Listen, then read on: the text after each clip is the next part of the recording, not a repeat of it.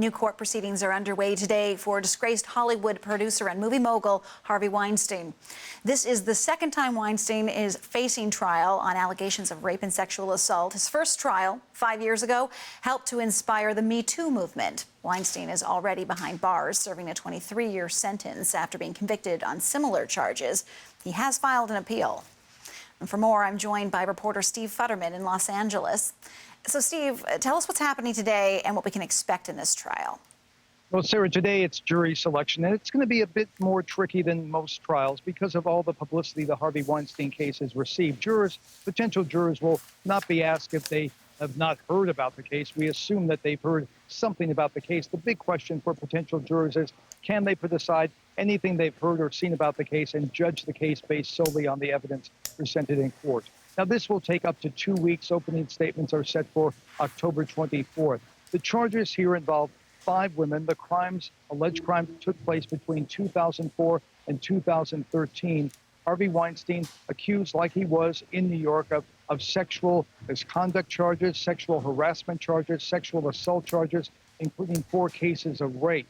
Now, in the case, when it finally comes to trial, you will hear testimony not just from the 5 alleged victims in this case, but 4 other women who will talk about a pattern of behavior. And we've been told today that one of those will be the First Lady of California. That's the wife of Governor Gavin Newsom. She will testify for the prosecution on Harvey Weinstein's pattern of behavior. Now, there are up to 90 women, more than 90 women actually, who have accused Harvey Weinstein of sexual misconduct of one sort or the other since these allegations first emerged in 2017. Obviously, the judge will not let all of these women testify. That would be too prejudicial against Harvey Weinstein. But some of them, as I mentioned, 4 will be allowed to testify to back up the claims of the prosecution that Harvey Weinstein really took advantage of these women. These women, mostly young women at the time of the alleged crimes, trying to get into Hollywood. Harvey Weinstein is now 70. He claims that anything that took place was consensual. Steve, I mentioned Weinstein had been convicted earlier, but he's appealing that. So What's the reaction to that?